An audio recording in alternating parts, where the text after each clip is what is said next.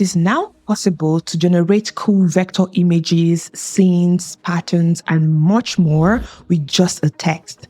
Thanks to the AI text to vector generator feature of Adobe Illustrator, which eliminates the need to vectorize, remove backgrounds from AI generated images.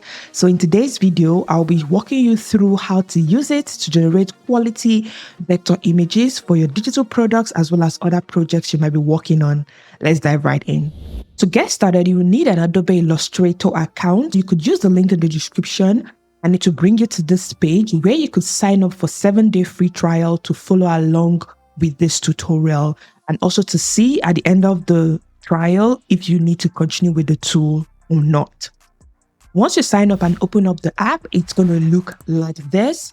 And to find the text vector AI, look at the right, you would see text vector graphic in beta, and you could see some options here. To make it easier for you, we want this box to be closed here so we could easily have access to it. What you could do is you could click on Windows, go to text vector graphic, and this dialog box is going to appear, which gives you an easy access to creating your vector images. To quickly walk you through what we have here, there are different types of vectors you could create within Adobe Illustrator for the generative AI. When you click on the drop down, you could create subject, scene, icons, and patterns, and we would go through each of these one after the other.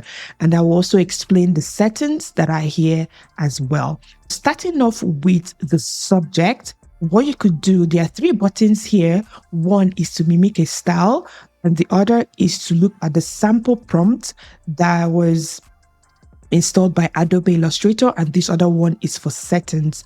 If you want the image to be more detailed or less detailed, let's click on the sample prompt. You could see it gives you 4 sample prompts which you could test. Let's use the first sample prompt, which is the cute baby dragon. Once we click on that, to start generating the vector images, and it's going to generate 3 variations which you could choose from.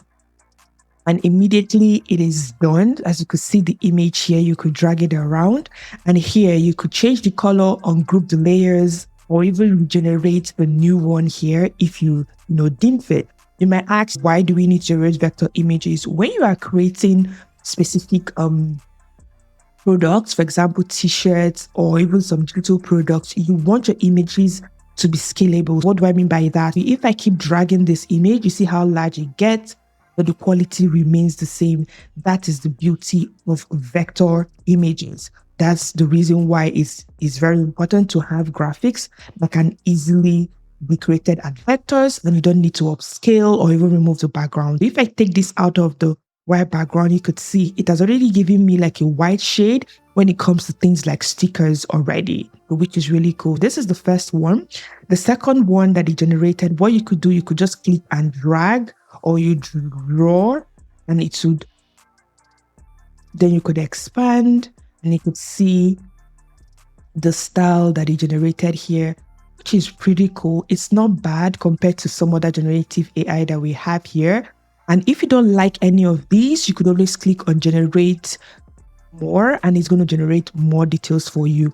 For instance, if you want this to have more detail, you could click on the settings and increase the detail to 4, for instance, and let's click on generate and see the new set that is going to generate for us. This is done generating, and you could see how this looks. This looks really good. This looks stunning. Now that we have generated based off of their own prompt, I also have a prompt that I have already crafted just to see how it behaves. And what we're going to use in that prompt is that we're going to select match active artboard style. That's this particular one. We'll switch it on. And then in terms of the prompt, I'm going to be generating a lemon character just to see how that looks. I'm going to type in here, illustration of a cute lemon character wearing sunglasses and dancing with a drink in his hand. We would see what it's going to generate. We'll click on that and wait for it to generate. This is done. Let's reduce this a little bit. This is not bad. It might not be the best compared to things like dall-e, but this is really pretty close. This is good. You could use this for your stickers specifically. Let's see, let's take this up And you can see it already has the white border already. Let's move this aside and click on the next one just to see what it generated for us. I prefer how the first one looks because you could see here the hand is a little bit wonky. We could just delete this. This is how you could generate different styles. For instance, if you want another style, you could generate this. This particular prompt is very interesting. And here you have black and white as well. Let's try the burger one. This is how the burger prompt looks like. This looks really cool. You could click on this, for instance, click on recolor. If you want to change the color and play around with the colors, I don't want to do that. I'll just click out where you can see how stunning this is. This tool can come really handy if you are creating things like clip arts and you don't want to go through all the whole process of vectorizing, removing background. This is just the perfect tool for you. Now that we have looked at subjects, the other one that we'll look at would be scenes. We'll just select scenes. So you could see some examples here. Let's look at the example and see what it will generate. We'll click on this and let's generate a scene. This is the scene that was generated. This doesn't look bad at all. And you could always use the subject option to creating more images within the scene. This really looks good. You could just reduce this, just put it at the side here. You could play around with a couple of this to see if you could generate scenes that you are looking for. The next one that I will be testing would be icons. Icons, if you want to create things like logos, this would be a very good one to create icons. Let's just play around with the geometry and see how that looks like. This is geometry. Let's just bring it down and reduce it. Let's look at how this looks like. I'll just click and drag and draw here. And you could see this. This doesn't look bad at all. This is just geometric flower. For instance, if you want to generate things like a geometric mandala flower, let's see how that is going to play out. So I'm going to replace this with a prompt. As I say, it's geometric black and white mandala flower. And let's see if we're going to take that. I'll switch off this because I don't want a match. I just want to generate a new one entirely. I'll just click on it. The good thing about this is it saves you a whole lot of processing time for your images, and it could even give you very cool ones, especially if you're using it to create things like clip arts, stickers, t-shirt designs, morgues, and so forth. This is a very good tool for you. You could reduce this.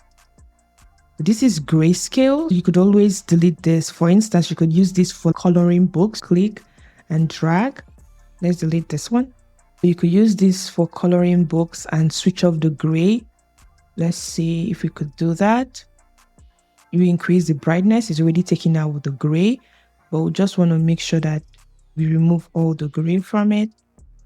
This looks better. You could play around more with it. Just remove these gray edges that are here. But you could use this certainly for things like coloring books straight up. But you could need to remove some of the gray at the edge of the mandala flower. This is how you could use this to create icons. The last one that I'll be looking at would be pattern. This one basically blew my mind because of the way it works. I'll just click on this and go to patterns. Here as well, it will give you different, if you click here, so these are the ones I generated before, it will give you different options of what you could create. Let's create something that is tropical forest leaves. We'll just click on that and watch it create. This is done. That's created like 3 patterns here. What we could do, we just use the triangle tool and we draw. I selected the first one. Let's just draw. You could see the good thing that is it creates seamless patterns automatically. This, you don't need to do any of that thing, but this looks stunning. Let's click on this one. This looks really good. You could choose this. If you want to reduce the sizes of this, you want to have more depth to the patterns, what you could do is you can use the scale tool. When you come here, you see this, just double click on it after you selected this, and you could do like a uniform scale, or you could say transform the pattern, just remove transform objects. Let's reduce this to 50%. You could see it gives it more details. You don't have to go anywhere to reduce it. You could use that scale tool to reduce it depending on how you want the pattern to look like. This looks really good already. You can see how this looks. Let's click on this one. That's the 4 options that we have right now in Adobe Illustrator. Let me know in the comment section which one you like the best. For me, I like the patterns the best, and to generate subjects, they look really stunning and I already know what I'm going to use them for. The world of generative AI is getting bigger, and the tool you would use in your workflow is a matter of preference. If you're looking for a tool that will give you rich colors when it comes to your images, check out my review and tutorial about dall-e. The results would blow your mind. And do not forget to hit that subscribe button, turn on your bell notification to know when I post the next video. Thank you so much for watching, and I will see you in the next one.